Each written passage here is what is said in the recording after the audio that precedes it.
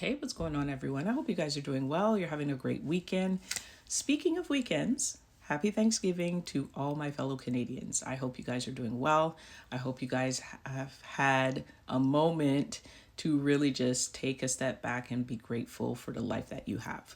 So, I don't want to harp on too long in this intro, but I do want to make mention of if you were following me on Instagram and TikTok, I mentioned on Friday that I wanted to have this conversation about the importance of being a woman and really dialing in on, who we are, the power that we have, the impact that we have.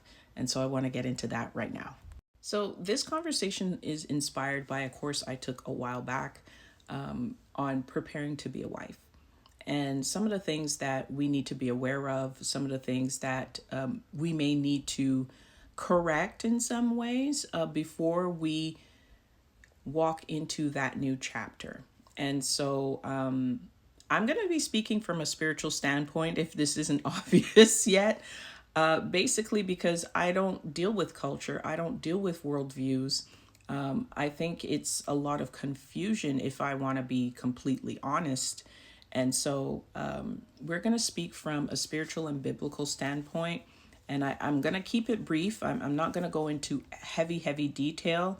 I could create another video for that. But I just want to get some fundamental points across to allow any sister who's watching right now to make it a point to think about these things.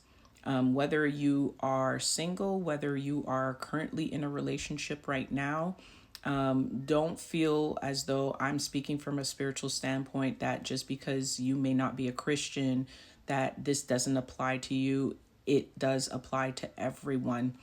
But, I always talk about keeping God in the center of everything. And so I'm going to speak from that direction. We were talking about communication in this particular instance. And, everybody harps on the fact that, whether you're a great communicator or a poor communicator, when it comes to relationships, communication is key. I also say comprehension is key. So giving context to anything that you are talking about so that the other person can receive it the way that you would like for them to receive it, though we cannot control people, right? There's a lot of talk about that and the breakdown of that when people do not learn to actively listen. And so we were talking about a whole host of things, but we were focusing on us simply because we are very powerful with our words. And just for a moment, if I could just step outside of this, spiritual position for a second, just even think outside in the world culturally. Women have a tendency to really cut deep with their words when they speak to men. And it's something that's brought up all the time. We have this knack of really getting to the core of a guy and really just hitting him where it hurts most. Why we do it, we could go back and forth a lot about that. But at the end of the day, we just have that way about us that we can say something that really just, it hurts. It hurts at the deepest levels. And so one of the things that even for me, knowing that we have that capability is to be mindful of how I approach situations. And I've mentioned this before that in the past, I haven't had the greatest track record for approaching a situation in the right manner. I may not have cut deep with my words, but even my approach, there's something to be said about that and how I broker a conversation. And in my mind at a time, I felt like, well, I'm creating opportunities for a conversation to be had. And why am I still not getting, the desired response or even some type of changed behavior based on what I've said? And a lot of it had to do with how I brought that conversation to the table. So When I went through my separation and just started to work on myself even more and address those issues, I'm realizing that, my approach wasn't the greatest. And even though I may be one who wants to bring things to the table, who wants to talk things out, I still was lacking some semblance of respect for the other person in the sense of, are they ready to talk about this? Maybe not. Like, it didn't have to always go on my terms, I think is basically what I was saying. And I used to think that way. So I had a lot of that to correct. Right. And that was the basis of this class, is just to understand some things that we may need to correct, maybe adjust, or even come into awareness about, because it's not about us all the time. There's another human being with their own feelings and with their own thought process and with their own approach. And the point of the matter is to work together, to collaborate with each other on how we can meet each other halfway, right? And so that is like something that a lot of people don't take the opportunity to do, because again, when we want to have conversations about things, we're all in our feelings towards whatever topic that we're on. So when it comes to two people speaking to each other, or even anyone just speaking, period, there's a difference between communication and impartation. And this is what my pastor was talking about. So he said communication really is more about words and understanding words, whereas impartation is speaking into someone. And he gave the example of him being a pastor, and that he has the honor and privilege to speak into his congregation. And that started to make more sense to me, in the sense of, like, when you're in a partnership with someone, what you want to do is speak into that person and that person speak into you. But the thing is, how do you go about it? And so he mentioned that, our words as women, our words can either be CPR or a chokehold.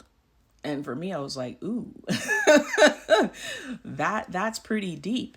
Because think about what CPR stands for. It's about, bringing back breath, bringing back life into someone who's in breathing, period, for whatever reason. And when you think about your marriage, you think about that partnership, you always want to be speaking life into your husband, and the husband to the wife as well, because you are in this together, you are in this journey together. And so a lot of people walk into marriage for a plethora of reasons. I don't want to impose that on anyone, but for what I see out there, it could be for the look, it could be because I don't want to be alone, all these things, but never really taking into account who you're with, and that you're making that commitment till death do us part, right? And again, don't want to go back into culture or anything like that, but only just to mention that culture has created an environment where people are nowadays finding it easy to walk away than to work things out, right? But at the end of the day, how did you enter into this commitment? And that's the part that I want to focus on, in the sense that we need to be aware of how we are walking into the commitment. Are we using our discernment when we're doing that? Are we relying on the Lord and the Holy Spirit to help guide us through that, to say, yes, that I co-sign this, I've ordained this. That is something that a lot of people don't think about, because again, culture has you on this FOMO trip. So, ladies, how we speak to men is really important, regardless of what type of relationship we have with them, because we have a very powerful tongue. That's just who we are. That's our makeup. So you want to make sure that you are speaking life into him at all times. I'm not going to say that you're going to get it perfect every single time, but the intention is there. And whatever nuances need to be worked out, work them out. But don't use opportunities where he feels vulnerable to cut him even further. This is why a lot of men don't open up to us to begin with, because their vulnerability is a very sensitive thing. And if they open up to the wrong woman, it's a wrap. They probably will not open up to another woman for a very, very long time, because by nature and culture and society, men are not supposed to be vulnerable. They're not supposed to show vulnerability, which I don't believe in that. I don't subscribe to that at all. But that's the way the world operates, is that every man is supposed to be big and strong and is supposed to be a tough guy and don't show any feelings. Like, that's for girls. you know, so I think that we have the ability to change that narrative based on how we show up. So I want to leave you with this last statement, because I feel like this encapsulates everything that relates to how we communicate and the importance of that communication to our boyfriends, our husbands, our brothers, our fathers. This hit me in the feels. It really did. That's why I'm taking this long pause, because I felt it. I really felt it. So my pastor said this: a husband without encouragement from his wife is a warrior with no armor. So just to give you that visualization of what it means every time we say something out of pocket, or we say something that could potentially harm him emotionally, even psychologically, we chip away at the armor. We make it ineffective. Think about the fact that he goes out there and he fights the world, and he goes out there to fight for you, to fight for, your family if you have children, and then comes home to fight you too. I don't think that's fair. Again, let's keep things in context, because I don't want any sister sitting out there saying, well, nah. And I think right there is the issue, that we think when we get into partnerships with these men that it's all about us all the time, 24/7. It's a partnership. So that statement really did affect me emotionally, because I've already have a particular stance on how I want to show up as a wife, how I want to show up as a partner. And one of the principles that I stand 10 toes down on is that I would never, so help me God, put my man in harm's way because I decided to act a fool. And I see this all the time with women, where they put themselves in compromising situations and then be looking for the man to rescue them. And in a lot of degrees, it's unfair, because you didn't take accountability for your actions, or you didn't want to exercise some type of self-control.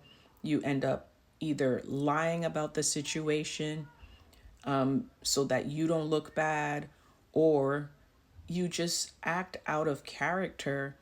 And this man who loves you and wants to protect you and likely has to step in, not because you're right for doing what you're doing, but out of principle. And I think these types of actions and the way that women behave in general, most women behave in general, is not becoming. And it hurts. It hurts because at the end of the day, like I started off in this video, I said, we have a lot of power. We do have a lot of power. I think that we abuse it at times, just to get our way in certain things. And, when is enough enough? So I don't want this to be like hypercritical of us, because like, I'm a woman. I've done some things, But I'm coming into awareness of just how powerful we are. And, this is not something to be plastered on a poster or, march up and down our streets to say, oh, I am woman, hear me roar. This is more like I am woman and I realize how much power I hold and I want to use that power responsibly.